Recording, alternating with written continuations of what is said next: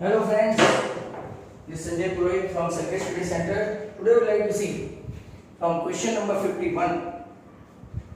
तो अगर हम लोग 51 से देखें कौन सा chapter, chapter 7 coordinate geometry. In the vertices of PQR, आपका P है 3,10, Q है 6,5 और R है 1,2. आपको फाइंड करना है कि PQR कौन से टाइप का ट्रायंगल है. तो पहले हम लोग PQ फाइंड करेंगे डिस्टेंस फॉर्मूला से 3 - 6 the whole square plus 10 - 5 the whole square.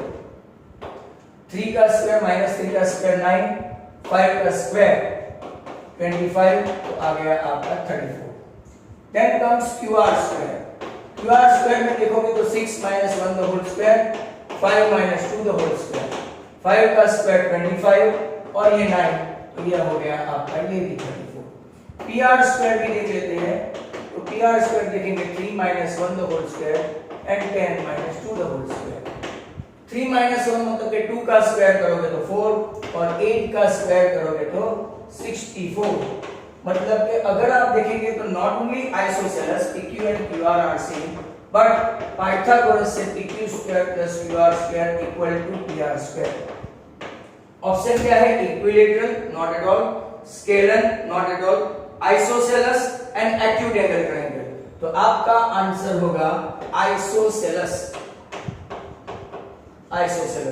Isosceles में ऑप्शन कौन सा है? सी. नेक्स्ट क्वेश्चन है 52 देखो. ट्रायंगल LMN में L है 1,4, M है 4,1 और N है 4,4. आपको फाइंड करना है LMN कैसा ट्रायंगल है. तो LMN फाइंड करने के लिए वापस LM स्क्वायर फाइंड करेंगे. तो 1 - 4 the whole square and 4 - 1 the whole square. -3 का स्क्वायर 9 और 3 का स्क्वायर भी 9, तो ये हो गया आपका 18. MN स्क्वायर देखते हैं. 4 - 4 the whole square and 1 - 4 the whole square. अगर आप देखेंगे तो ये 0 और ये -3 का स्क्वायर 9, तो आपका हुआ 9. Then comes LN square. LN square देखेंगे तो 1 - 4 the whole square and 4 - 4 the whole square. वापस से 9 + 0 तो 9. अगर यहां देखोगे तो सेम है एज प्रीवियस केस. यहां पे LM और MN और LN सेम है और LM आपका हाइपोटेन्यूज बनेगा. ऑप्शन क्या है? Acute angle, isosceles right angle. क्यों आइसोसेलेस?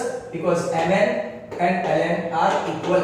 तो और पाइथागोरस से अगर आप देखेंगे तो LM square equal to MN square plus LN square. कौन सा एंगल राइट एंगल होगा? तो के N. अब मैंने आपको एक ऑर्थो सेंटर का बताया था.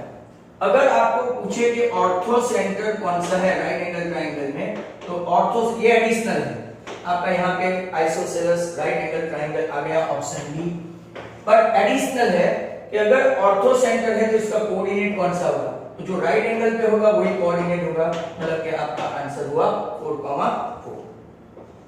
53 देखेंगे.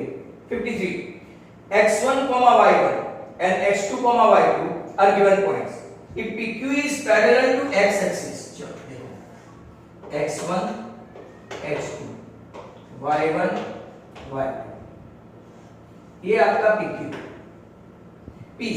x1, y1, x2, कॉमा क्या है? y2. PQ parallel to x-axis है. पैरेलल टू x-axis का मतलब क्या हुआ? ऐसा है. PQ is parallel to x-axis मतलब y1 और y2 जो है वो सेम हुआ. ऐसा कोई ऑप्शन है आपने तो कि x1 इक्वल टू x2, ठीक ऑप्शन ये है. y1 इक्वल टू y2, दूसरा ऑप्शन ये है. x1 इक्वल टू y1, तीसरा ऑप्शन ये है. और चौथा ऑप्शन है x2 इक्वल टू y2. तो अगर आप देखेंगे कि y1 और y2 एक ही स्पॉट पे है तो ही PQ आपका पैरेलल हो जाएगा. राइट. तो आपका आंसर कौन सा होगा? Option B. Very good question. इसको बराबर ध्यान रखना. ये कोई भी एग्जाम में पूछा जा सकता है, स्कूल हो, बोर्ड हो, any other exam. And you would like to confirm the answer as well. ये आपका 53 है और 53 में answer B and that is right. मैंने आपको एक्सप्लेन भी कर दिया है. Now we would like to see one more, means some more. तो यहां पे दूसरे कुछ क्वेश्चंस भी देख लेते हैं। क्वेश्चन नंबर कहां से बाकी है, तो के 54 में भी कुछ ऐसा ही है। P ये x1 ये x2 ये y1 और ये y2, पहले जैसा मैंने ड्रॉ तो कर दिया, फिर लास्ट में P y1 equal to y2 था, बराबर। PQ is parallel to y axis, मतलब कि PQ ये P और ये Q ऐसा मान लिया, तो मतलब कि x1 और x2 एक ही स्पॉट पे है, तो ही कोलिनियर, और PQ parallel to y1 y2 हुआ या तो y एक्सिस हुआ, मतलब कि यहां पे चांसेस कौन सा है, okay your answer x1 equal to x2। यहां पे अगर ये y को पैरेलल है तो x1 equal to x2, x को पैरेलल है तो y1 इक्वल टू y2, ऐसा भी कई लोग याद रख सकते हैं। Option A number 55। अब x1 y1 इसी में देख लेते हैं, x1 y1 and x2 y2, PQ is parallel to x axis, 55 में नया आया, x1 x2 P ये y1 और y2 ये y1 और ये y2, मान लो कि पैरेलल है तो ऐसा आएगा, मतलब कि y1 और y2 तो सेम हुआ, y1 और y2 सेम हुआ, तो अब देखो y1 इक्वल टू y2 हमने आगे देखा था 53 नंबर में वो देखा, पर यहां पे कुछ अलग है। तो PQ का डिस्टेंस क्या है, इन लोगों ने PQ का डिस्टेंस पूछा है, वहां पे ऐसा PQ का डिस्टेंस क्या होगा, तो मॉड्यूलस x1 माइनस x2 बोलो, या तो x1 माइनस x2 और x2 माइनस x1। क्यों, ये डिस्टेंस पूछा है, और अगर मान लो कि ये पहले आता है और ये बाद में आता है तो x2 माइनस x1, पर हमको पता नहीं है कि कौन बड़ा कौन छोटा, तो आपका आंसर आएगा C x1 minus x2। Very good question. This 53, 54, 55 and now 56 same as। 56 में भी ऐसा ही है, same as, देख लेते हैं। x1 y1, ये x1 ये x2 ये y1 और ये y2। अब क्या बोलते हैं, PQ is parallel to y axis, मतलब कि x1 और x2 सेम हो गया। अगर ऐसा पूछे कि x1 and x2 सेम, तो ये ऑप्शन भी राइट, जो हमने 53 में देखा था। फिर यहाँ पे देखो, सॉरी 54 में देखा था, 53 में y1 इक्वल टू y2 देखा था, यहाँ पे भी अगर आप देखो तो y1 इक्वल टू y2, पर एक अगर PQ का डिस्टेंस पूछा तो x1 माइनस x2, यहाँ पे भी अगर PQ का डिस्टेंस पूछा तो मॉड्यूलस में कौन सा आएगा, y1 माइनस y2। आपको ये डिस्टेंस ढूंढने का, डिस्टेंस मतलब कौन, y1 माइनस y2। ये भी ऑप्शन हो और ये भी ऑप्शन हो y1 माइनस y2, तो ये भी आपका आंसर राइट जाएगा, option is. Next come number 57। 57 देखो, x1 and x1 y1, ये तो एकदम सही है, x1 y1 b x2 y2, they are given points, आपको डिस्टेंस फाइंड करना है, distance. Okay, very simple, x1 minus x2 the whole square plus y1 minus y2 the whole square। ऐसा कोई ऑप्शन है 57 में, तो के पहला ही ऑप्शन है ऑप्शन ए। जैसा हम लोग 51 से स्टार्ट किया, 57 तक पहुंचे, एटलीस्ट कम से कम 10 तो हमको करना ही है minimum. Now next question, your next question is 58। 58 देखते हैं। 58 AB is given, P is a point on AB, ऐसा AB is given, P is a point on AB such that P is not equal to A, P is not equal to B, मतलब वो उसके ऊपर नहीं है।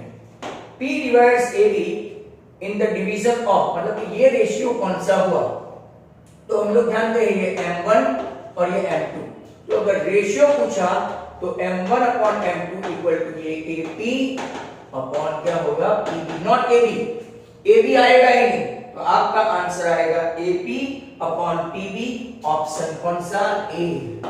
Do take care of this, यहां पे आपका फंसने का पूरा चांस है। अब पूरा फुल रेशियो लिख ही नहीं सकते, और ए से पूछा तो AP अपॉन PB, पर गलती से अगर B से पूछा होता तो PB पहले आता और AP बाद में आता। Then comes next, okay 59 में देखो AB is given, A dash P dash B, P divides AB from B, अब यहां से डिवाइड करना है, मतलब ये M1 और ये M2, तो हम लोग M1 अपॉन M2 अगर पूछे, जैसे कि अभी मैंने बताया पहले PB आएगा और बाद में AP आएगा, बट AB तो आएगा ही नहीं। What is your option? BP upon PA, BP upon PA, that is option B. अच्छे क्वेश्चन है। 60, P is a point on AB such that A dash P dash B, A का x1, y1, B का x2, y2, they are given। P divide करता है ratio m/n में, then coordinate of P क्या हुआ? तो ये सेक्शन फार्मूला पूछा है, नथिंग एल्स, सेक्शन फार्मूला। तो कि आप देखेंगे mx2 ऑल्टरनेट बोला ना plus mx1 upon m plus n, x के लिए ये और y के लिए अगर ढूंढेंगे तो m/2 plus n/1 upon m plus n हुआ। मतलब कि आपका ऑप्शन देखना पड़ेगा mx2 plus nx1, mx2 plus nx1 upon m plus n, तो ऑप्शन बी रहेगा आपका, option B. Very good question, क्योंकि ये फॉर्मूला लर्न करवाई गई है। 61, a dash m dash b, अब स्टार्ट हो गया और आपको बताया am अपॉन ab इक्वल टू 3:5, तो रेशियो क्या आएगा? ऐसा पूछते हैं m divides ab from a in the internal division ratio, तो एक्चुअल में तो ये m1 ये m2 ये 3 है और ये पूरा 5 है। आप लोग जानते हैं हम लोग कभी पूरा रेशियो नहीं लेते, तो अगर mb चाहिए तो क्या करेंगे? पूरा ab में से am माइनस करेंगे, ab में से am माइनस किया तो आपका 5 माइनस 3 मतलब कि कितना हो गया 2। अब रेशियो को कर देंगे am that is m1 upon mb, मतलब कि आपका आंसर 3/2। ऑप्शन चेक करो, what is your option of 61? तो योर ऑप्शन ऑफ 61 3:2 इज सी।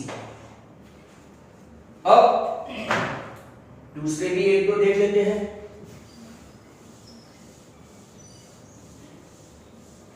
तो ना लुक एट दिस नंबर 62। 62 में देखो P dash R dash Q, P dash R dash Q, PR upon PQ, मतलब कि ये तो होल रेशियो ही देंगे 2/7, ये 2 और ये पूरा 7। आपको वापिस पूछा है PQ फ्रॉम, अब Q से पूछा है ना, डू टेक केयर, Q से पूछा है। तो मान लो आपका RQ है वो पूरा PQ माइनस PR, पहले तो ये हो गया PQ 7 और PR 2, मतलब कि RQ आपका हो गया 5। अब जरा ध्यान से देखो तो आपको रेशियो पूछा गया है RQ upon PR, not PR upon RQ, तो RQ आपका कितना है 5 और PR आपका कितना है 2। Is there any ratio belonging to that 5:2? Okay, yes, we can say option B. 63 now. 63 में AB is given. P is a point such that A dash P dash B and P divides AB from A in the ratio of 2:3. 2:3 from A. अब देखो बहुत awkward question नहीं है, पर यह आपको ऐसा पूछा है कि A से अगर वो डिवाइड करता है 2:3 तो B से कैसे डिवाइड करेगा? तो B से डिवाइड करेगा तो BP upon AP equal to 3/2 और 3/2 मतलब कि आपका ratio number B, option number B। 64 वापिस से देखो A डैश ट्राइंगल है, in triangle ABC, in triangle ABC A dash M dash B and A dash N dash C and MN इसको parallel है, BC को पैरेलल है। MN आपका 3 है, BC आपका 7 है। Then M divides AB, M divides AB, हाँ जरा ध्यान से देखो, ये ट्राइंगल का रूल है, अगर MM पैरेलल टू BC है मतलब कि एक रेशियो होगा AM अपॉन AB, ये ध्यान से सुन लो, तो ही MM अपॉन BC। कैसे आएगा तो पूरा एक्सप्लेनेशन सुनो। ये पैरेलल है तो ये दोनों एंगल कैसे हुए, corresponding angle this and this, A and M corresponding, ACB corresponding, by AA दोनों ट्राइंगल सिमिलर हो गए, कौन से एक AMN और एक ABC। तो हम लोग रेशियो लेंगे AM अपॉन AB बराबर, ये ट्राइंगल से AM, बड़े वाले ट्राइंगल से AB, छोटे वाले ट्राइंगल से MN, यहां से BC, मतलब कि जो MN BC का रेशियो है वो ही AM AB का रेशियो है। This is 3 and this is 7। अब इन लोगों ने पूछा क्या है 64 में कि आपको ये रेशियो फाइंड करना है, तो वापिस MB equal to AB minus AM, that is 7 minus 3 और 4, और अब हम लोग रेशियो लेंगे AM by MB, that is 3 by 4। Hence आपका ऑप्शन कौन सा होगा 64 में 3 by 4, option C would be the last sum 65। मैं यहां ले लेता हूं 65। हमको एरिया की फॉर्मूला पूछी है, A x1, y1, B x2, y2, C x3, y3, they are the vertices of this area का फॉर्मूला।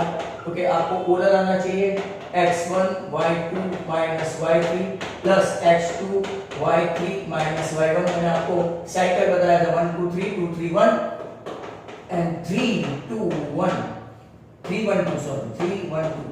ये आपका एरिया का फॉर्मूला है। ऑप्शन भी आप लोग देख लो, x1 into bracket y2 minus y3, x2 y3 minus y1, x3, मतलब के ऑप्शन है आपका सी।